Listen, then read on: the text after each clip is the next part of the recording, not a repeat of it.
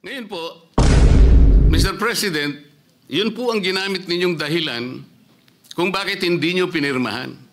Sana man lang po ay napakarami naman ninyong mga abogado sa inyong opisina rin. Binasa nyo sana yung batas.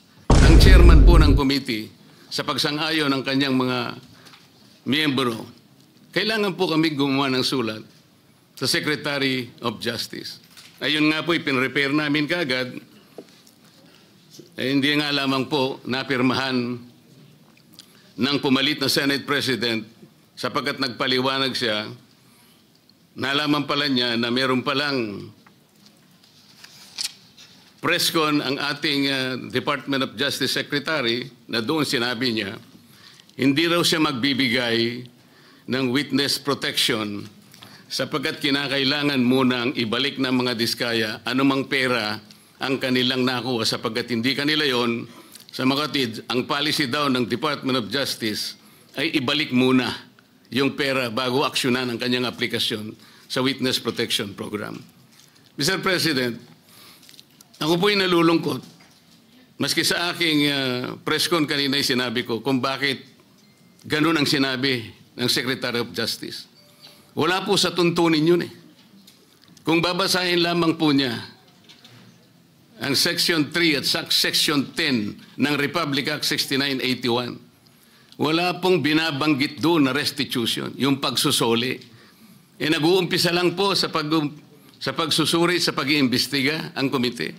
Meron na po bang halaga na dapat isuli? Na-determine na po ba yun? Meron na po bang ruling na kung ano yung, kung sino at gaano ang isosoli ng kung sino man ang may kasalanan? Meron na po bang ganun? Wala po eh. Prospective lang pong mag-a-apply eh.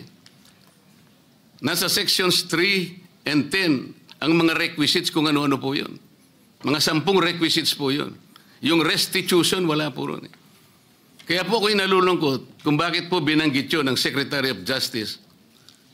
Samantalang, nung pong linggo, bago magkaroon ng hearing noong September 8, nagkausap pa kami at binigyan pa niya ako ng kasiguruhan na sige, ibigay mo na sa kanila ang pangangako na mabibigyan natin sila ng immunity sapagkat tayo naman ay magkapartner sa kagustuhan natin, pati yung Witness Protection Program ay ating maipasakagad. So yung pagbibigay po niya sa akin ng garantiya, kasama na po yung kanyang USEC. Yun ang nagbigay sa akin ng lakas na loob. Mr. President, I rise on a question of privilege. There are recent unsettling statements. Yeah, Mr. President, just to, before, my apologies to Senator Marcoleta, because Senator Erwin has been quietly, diligently waiting for his turn to give his privileged speech.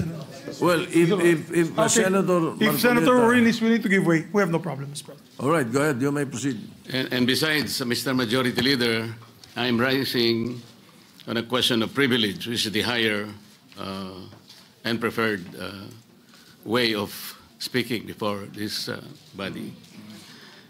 Mr. President, I am armed by the explanation of the minority leader that we're not questioning the prerogative of the presiding officer, but we can question the Senate President on issues that are quite legitimate, such as the matters I would like to raise today.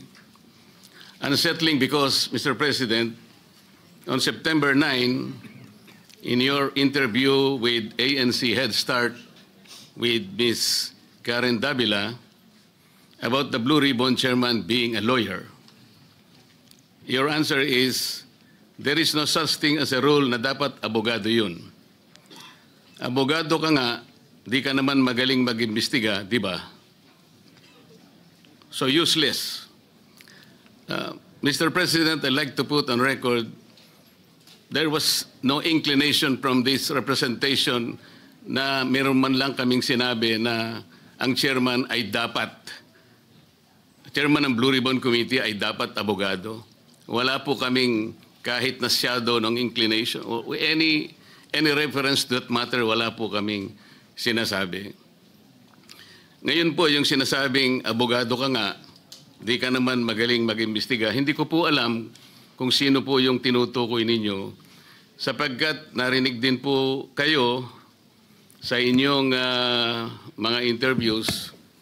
Sinabi niyo po, Mr. President, na maraming dissatisfied sa direction na tinahak po ng aking investigasyon nung ako pa po ay chairman ng Blue Ribbon Committee. Hindi ko po alam kung sino po yung dissatisfied sa mga members natin. Wala naman pong perpekto, Mr. President, pero sa akin pong pananaw ay ginawa ko po yung aking makakaya. Kung meron man po akong pagkukulang, ay humihingi po ako ng tawad sa aking mga kasamahan sa Blue Ribbon Committee. Ngunit hindi ko po sinadya na ilihis sa direksyon ng tamang pag-iimbestiga ang ating Blue Ribbon Committee.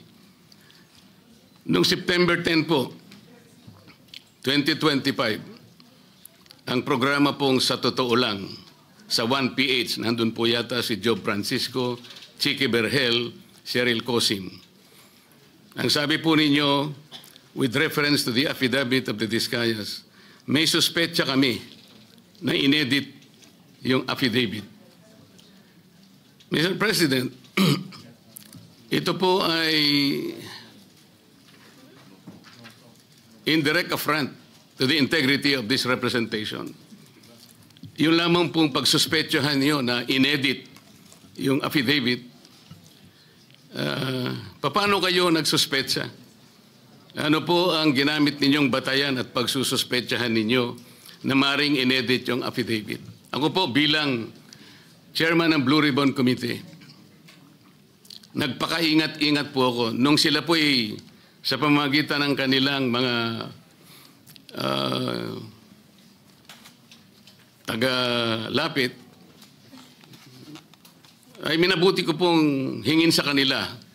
Sumulat sila sa akin para malaman ko kung talagang meron silang kagustuhang magpahayag ng kanilang saloobin tungkol sa dinidinig natin sa Blue Ribbon.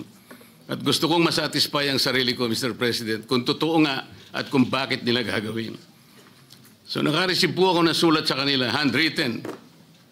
At nung malaman ko po na talagang galing sa kanila ang pagpapahayag na voluntaryo, sinabi ko, sige, gawin ninyo. At kinakailangan, bago nyo ibigay sa akin, notaryado na yon.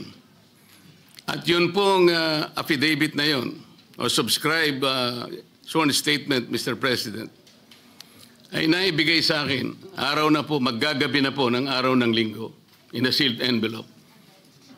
At kung sinasabi po ninyo na ang SOP ay dapat na ibigay sa mga miyembro ng ating Blue Ribbon, wala na pong pagkakataon sapagkat sa umaga po alas 9 ay magsisimula na po ang Blue Ribbon Committee.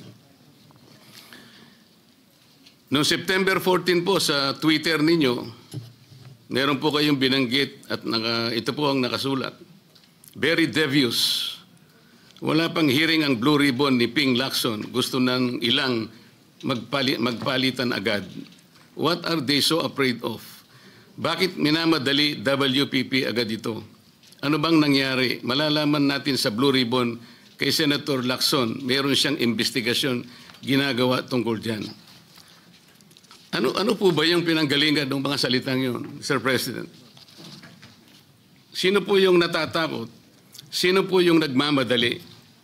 Kung ang inyo pong tinutukoy ay yung aking sulat para irekomenda na mag-apply sa Witness Protection Program ang mag-asawang Discaya, yun po inaayon sa batas, Mr. President.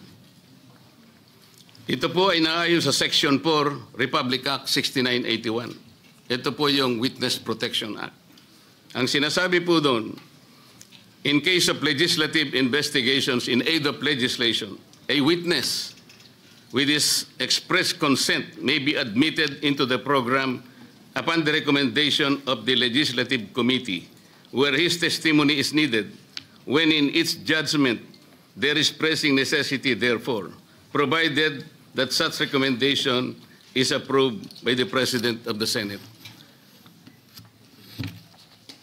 Ang committee po ay nagpasya, Mr. President, kasi hiniling po nung Diskaya sa kanilang sworn statement na meron tangka sa kanilang buhay, sa kanilang seguridad, ang kanilang pamilya at kanilang mga anak. Kung kami po ay nagmamadali, yun po kasi ang sinasabi ng batas. Para makapag-apply po siya na sa Witness Protection Program, ang chairman po ng committee sa pagsang-ayon ng kanyang mga miyembro, kailangan po kami gumawa ng sulat sa Secretary of Justice. Ayun nga po, ipinrepair namin kaagad. Hindi nga lamang po napirmahan ng pumalit na Senate President sapagkat nagpaliwanag siya, nalaman pala niya na meron palang presscon ang ating Department of Justice Secretary na doon sinabi niya, hindi raw siya magbibigay ng witness protection sapagkat kinakailangan munang ibalik ng mga Diskaya anumang pera ang kanilang nakuha sapagkat hindi kanila yon. Sa makatid, ang policy daw ng Department of Justice ay ibalik muna yung pera bago aksyonan ang kanyang aplikasyon sa Witness Protection Program. Mr. President, ako po'y nalulungkot. Maski sa aking press con kanina sinabi ko kung bakit ganun ang sinabi ng Secretary of Justice. Wala po sa tuntunin yun eh. Kung babasahin lamang po niya ang Section 3 at Section 10 ng Republic Act 6981, wala pong binabanggit doon na restitution, yung pagsusoli. Nag-uumpisa lang po sa pagsusuri, sa pag-iimbestiga ang komite. Meron na po bang halaga na dapat isoli? Na-determine na po ba yun? Meron na po bang ruling na kung ano kung sino at gaano ang isosoli ng kung sino man ang may kasalanan? Meron na po bang ganun? Wala po eh.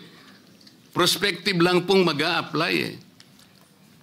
Nasa sections 3 and 10 ang mga requisites kung ano-ano po yun.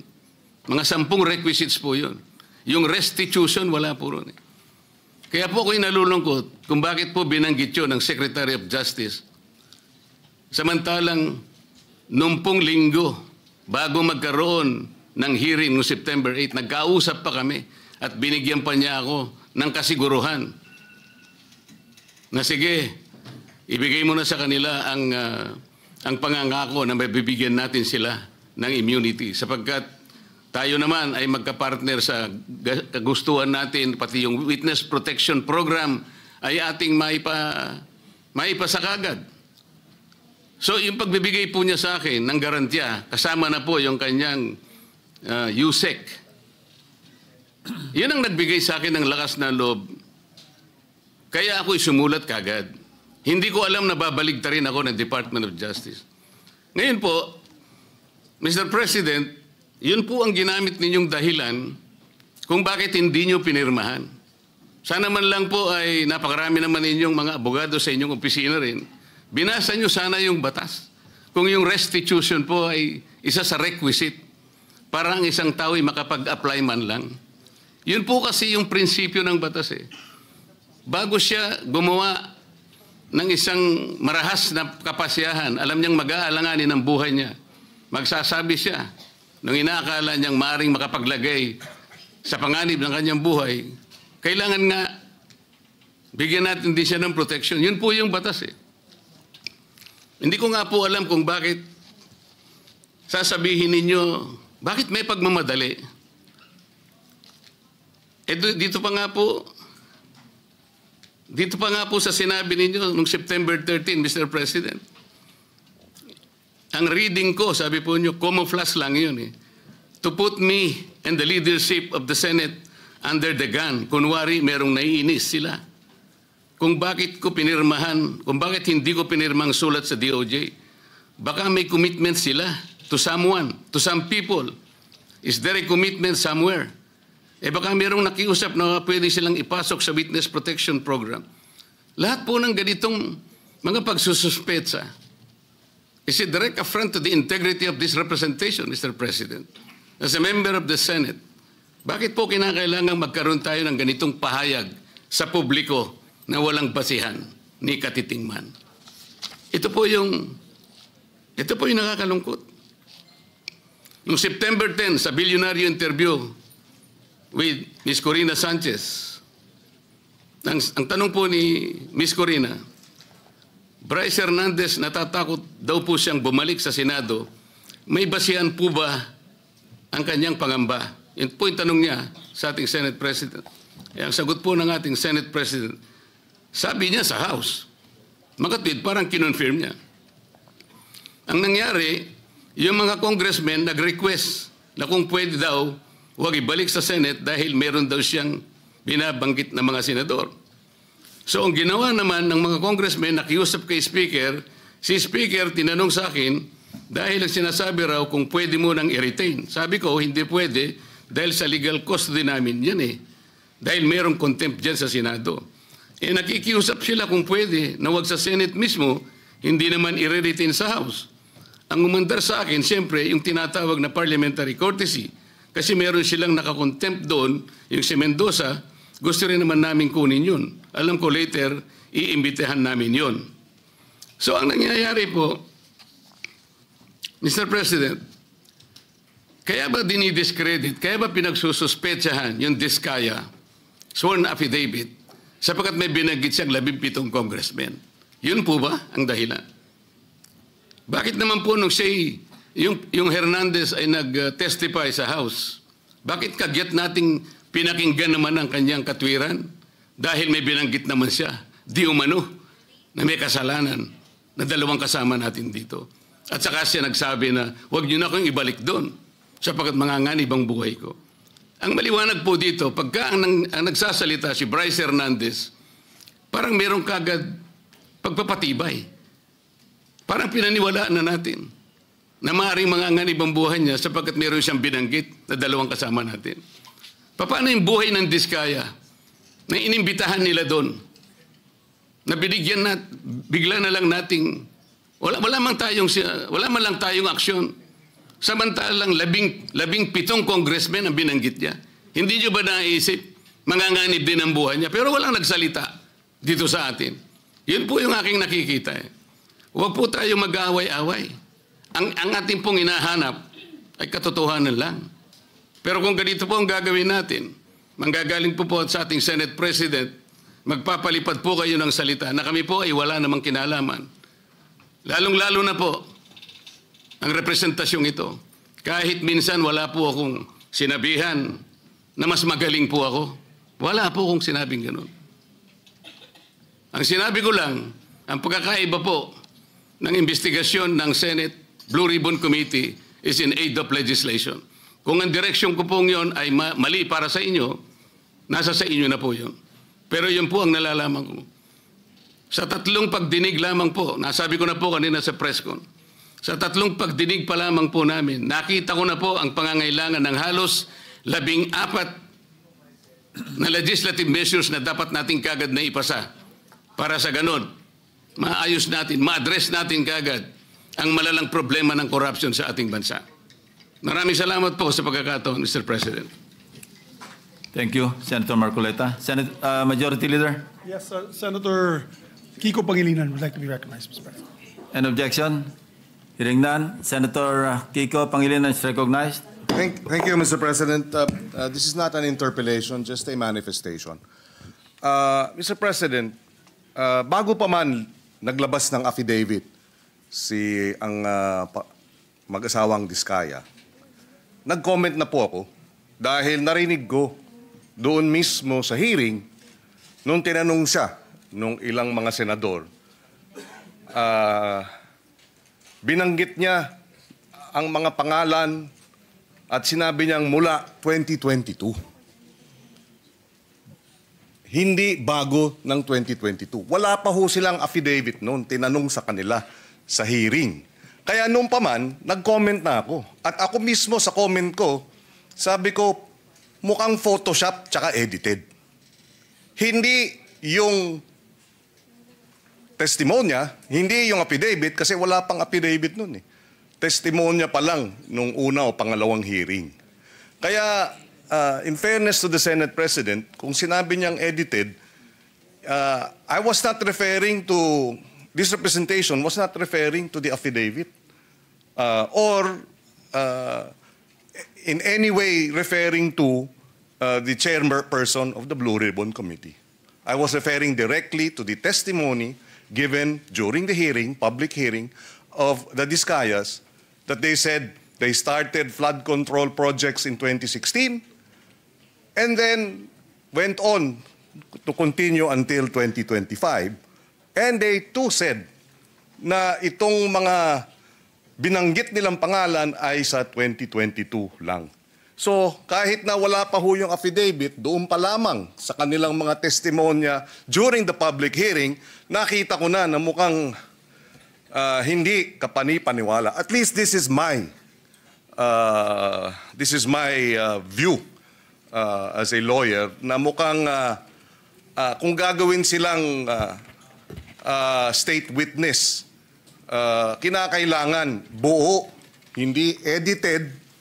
And when I refer to edited, sila bilang mga testigo, ine-edit nila. Hindi yung chairman ng komite, hindi yung sa I was not referring to the affidavit, I was referring to their testimony when the affidavit had not yet been actually submitted. Just for the record, Mr. President.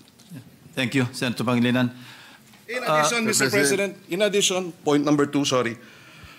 I was a member and continue to be a member of the committee, the Blue Ribbon Committee. Unfortunately, as was pointed out by the former chairperson, it is the committee that decides as to whether or not we will agree to have a witness taken as a in custody to become a witness under the Witness Protection Program. Unfortunately, as a member of the committee, I was not able to read the letter of the chairman then addressed to the Department of Justice. So in that case, Mr. President, sabi siguro kanina, if I heard correctly, nagmamadali dahil nga yung seguridad ng ating mga magiging witness dapat ay paramount. Pero sa akin, mas paramount siguro na may process na ang mga committee members makita man lang yung sulat bago ito'y ma-repair sa Department of Justice. Wala akong nakita, wala po akong nabasa, nakita ko na lang sa dyaryo, Mr. President. Mr. President, kailangan lang masagot yung manifestation ni Senator Kiko. For a while, Importante lang, Senator Marcoleta, Mr. President. you have not been recognized yet. Majority Leader. Yes, Mr. President, we'd like to recognize. He may be allowed, if with the permission of the Senate President, let him allow him to answer, or at least reply to the manifestation of Senator Kiko Pangilinan, and then after we'll recognize our Senate President for his interpellation. Thank you. Thank you, Senator, Mr. President. Wait for a while. Senator Marcoleta is recognized. Thank you. Maalala po natin, Mr. President, na nung pangalawang hearing po ng Blue Ribbon Committee, doon po namin finload yung idea na kung nais po ng mga resource persons, particularly po yung mga 15 contractors na naimbita sa ating Blue Ribbon, kung gusto ninyo na magsalita kayo, come into the open, pinload po namin sa second hearing yon. Makakatulong po kayo sa Estado, lalong-lalo na po kung magbabanggit kayo ng mga taong alam ninyo na mas malaki kaysa sa inyo kung bakit nangyari ang matinding korupsyon sa ating bansa. So pinupload po natin yung idea na maaari silang mag-apply under the Witness Protection Program. Kaya po yung una nilang pananalita, nung sila ay wala pa po at hindi pa nakumbinsi siguro na lalabas, iba po yung kanilang testimony sigurado. Ngunit nung malaman nila na may pagkaseryoso naman po yung offer namin na kung makakatulong po kayo, magsabi na kayo ng totoo, baka po, sabi namin, yung criminal prosecution, madidispense na yon, pinaka most likely siguro, pagdating ng araw, civil liability na lang ang haharapin ninyo. Meron po akong paniwala na pinag-isipan nilang mabuti yon, kaya lumabas yung mag-asawa na yon. Nung lumabas sila, natural, dahil sa magsasabi na sila ng totoo, lalabas po talaga kung anong gusto nilang sabihin. Maring taliwas po doon sa narinig na una na pahayag ni Senator Kiko. Sa mga tweet, hindi po pwedeng pagbasihan yung nauna nilang pagsagot sapagkat hindi pa sila nakapagpasya na kanilang sasabihin na kung anong nalalaman nilang totoo sa kanilang kalooban. Yun po yung totoong nangyari ron. Kaya hindi po ako naniniwala nang dahil lamang doon sa maaring hindi pareho nung una yung kanyang testimony at doon niya na sinabi yung buong katotohanan ay maaring edited o maaring may pagbabago o hindi pwedeng pagbasihan. Sa aking palagay po, ang pinag-uusapan natin, ano man yung kanilang sinumite, wala pong karapatan ang sino man sa atin na husgahan yun eh. Yun po yung kanilang nalalaman eh. Pagdating po ng araw, ang korte na po ang gagamit doon. Kung sakasakaling matapos po yung investigasyon na ito, nagkaroon po ng committee report at sinumiti po at ang rekomendasyon po ay ipagsakda lahat ang mga tao may kinalaman dito. Yun pong mga ganong klaseng dokumento ay pupunta rin sa korte eh. And in the final analysis, only the court can determine yung veracity o yung kawalang katwiran, kung meron man, ng mga naunang pahayag. Yun po yung gusto naming mapansin, Mr. President. Salamat po. Thank you, Senator Marcoleta. The Senate President is recognized. Thank you, Mr. President. Thank you, Mr. President. Well, I decided to go down from the rostrum so that I can either answer or debate with any or with any interpellations from our colleagues. No, but let me just try to explain some of the points that were raised. That to me, and that is my opinion, inaccurate yung mga intindi or inaccurate yung perception in these interviews that the media has been conducting with me. Ang totoo nga yan, dami ko pa nga iniiwasan na interview eh. Kukunti pa nga yun eh. Pero whenever I am asked, I come out with my opinion. You don't like my opinion, but you have to respect it. In much the same way as I respect your opinion, whatever it is. No, but when it comes to the issue of legal, there are rules to follow. So let me start with what the minority leader said as far as the Blue Ribbon Committee is concerned and the order. Malinaw sa rules natin eh. A witness cited in contempt may be ordered by detained in such a place as may be designated by the committee alone or, andun yung or with the concurrence of the Senate President by either one detention order. So it's the Senate President has the power to do that. Ngayon,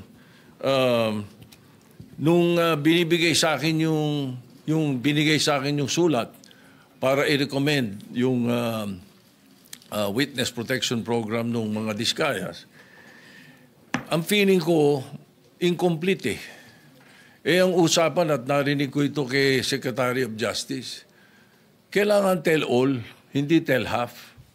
Di ba? Ang mga binabanggit, 2022 to 2025 eh. Sila number one contractor, 2016 to 2022 eh. Ba't wala doon ang kwento? Di ba? So, you cannot blame me if I do not want to immediately do that. No? And then I know for a fact, as I said in the media, I know that there is a possibility that we will change the leadership the following day. All right. Now, let me continue with some of the opinions that were aired. Well, of course, yung nabanggit kanina ni Senator De La Rosa, pasensya na, baka nabigla ako at nagamit ko yung salitang gimmick, Pero it could had been a wrong word that I should not have used, no? Pwede kasing opinion yon sapagkat yung public ang madalas kong marinig na sinagsasabi nun eh. Now,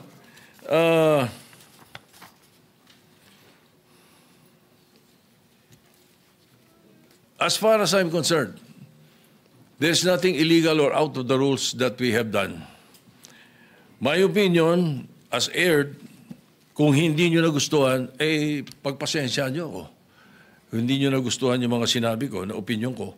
Pero I never mentioned names. When I said, baka na-edit, tama yung sinabi ni Senator Pangilinan. Iba yung thinking eh. Bakit iisipin nyo kagad na pinapa-edit ko yung affidavit? Hindi ba? Hindi eh. So, and when I say those things, you should not feel alluded to. Wala naman akong binanggit na pangalan eh. Di ba? And then yung tinatanong, binanggit yung tungkol sa the Blue Ribbon being a lawyer, does not have anything to do with Senator Marcoleta. It was a question by the public. It was a question even by Secretary Claire Castro or Attorney Claire Castro. The question was, di ba kailangan abogado yun? So that was asked of me. And I said, no. Nothing in the rules says so. Wala naman talaga eh. As a matter of fact, we elected Sani Alvarez as Blue Ribbon Chairman for 2 years. And he is not a lawyer. Binagdebatihan na namin nila Neptali Gonzales yan, saka nila Ernie Maceda yan, matagal na. Ano? No. He's never a lawyer. Sani Alvarez was not a lawyer. Oh, we even debated about it. No, I am very sure, 100%. Oh. Anyway, so again, no, wala akong binabanggit na gano'n. You should not feel alluded to when I say na among kasi, at tinatanong nila, hindi naman daw abogado Senator Lacson, magaling na investigador eh.